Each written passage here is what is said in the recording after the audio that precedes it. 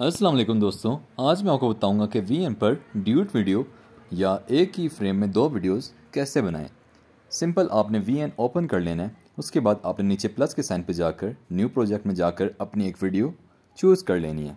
Video select करने के बाद नीचे एरो के बटन पर जाना है और एंड पे जाकर इस वीडियो का वाटरमार्क डिलीट कर देना है।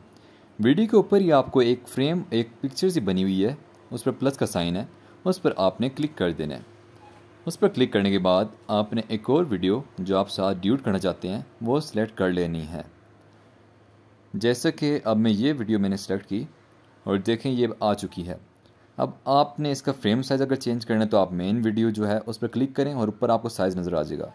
मैं फ़र्ज़ करें ये साइज़ रख लेता हूँ और आप देख सकते हैं मेरी एक ड्यूट वीडियो रेडी हो चुकी है।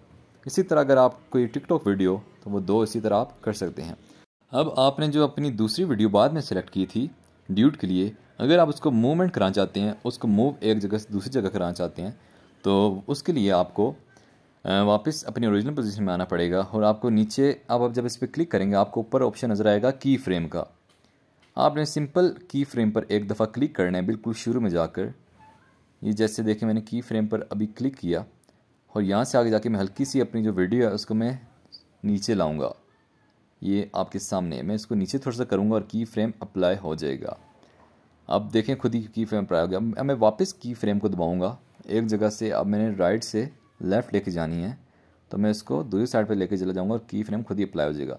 अब वापस की फ्रेम को दबाऊंगा और ऊपर ले जाऊंगा, इसी तरह तीसरा की फ्रेम भी अप्लाई हो जाएगा। वापस की फ्रेम को दबाऊंगा और राइट साइड पर लेके जाऊँगा, इस तरह एक और की फ्रेम अप्लाई हो जाएगा। अब मैं आपको प्ले करके दिखाता हूँ। ये आप देख सकते हैं मेरी वीडियो खुद ही इस तरह मूव कर रही है। अगर आप चाहते हैं कि आपकी वीडियो भी इस तरह करे तो आपने सिंपल मेरे मेथड को फॉलो करना है।